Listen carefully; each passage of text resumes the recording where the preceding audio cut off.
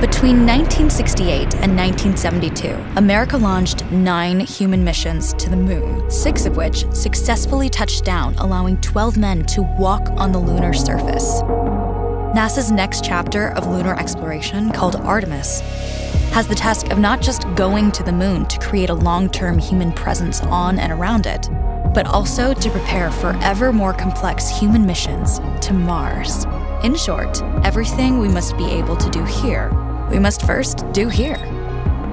So, what will an Artemis mission look like? Everything is designed and tested with our most important element in mind, the astronauts. This is their deep space, human-rated spacecraft called Orion, built in 3 parts. The crew module, where up to 4 astronauts will live and work throughout the flight. The service module, with life support systems for the crew and its own engine and fuel reserves.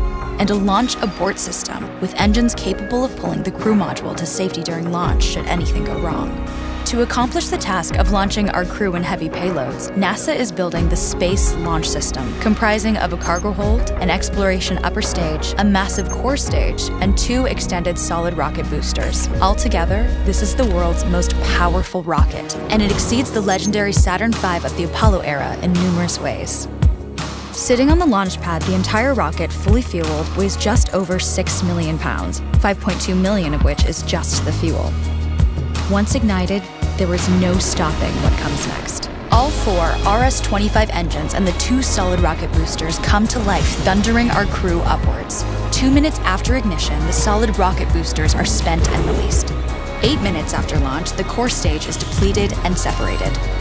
The upper stage fires briefly, placing Orion into a parking orbit around the Earth.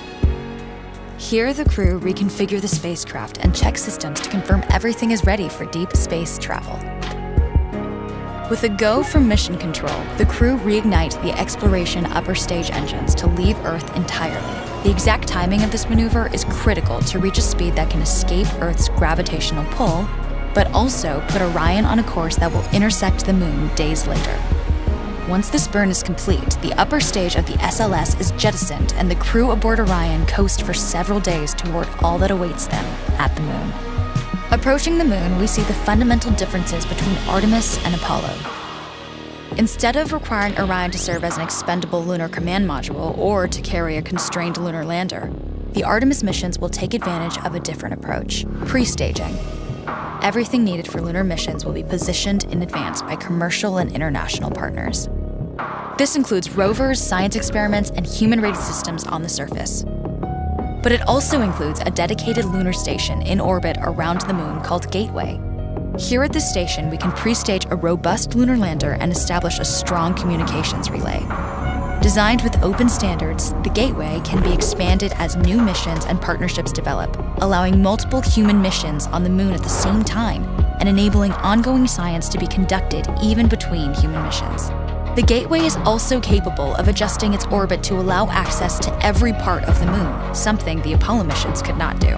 But the real key in this approach is placing Gateway in a unique halo orbit to perfect the maneuvers needed for Mars missions. And with the growing list of commercial and international opportunities, Gateway is the ideal hub between Earth and all that lies beyond.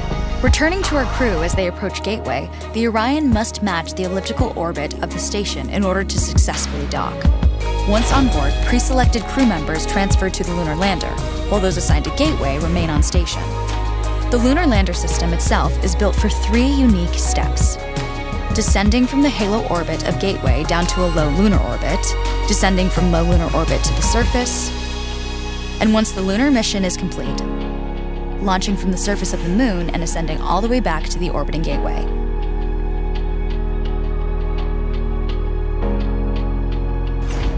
Once back aboard the Orion spacecraft and undocked from Gateway, the crew fire their engine once to break out of the halo orbit and once again to sling the spacecraft around the moon, placing it on a multi-day trajectory back towards Earth. As they near the end of this journey, the service module is released, and the crew module is oriented heat shield first.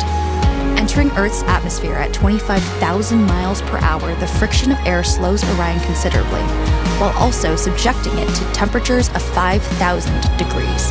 With the Orion now at just 300 miles per hour, a series of parachutes uniquely tested and produced for this moment deploy, decelerating the craft to just 20 miles per hour for splashdown.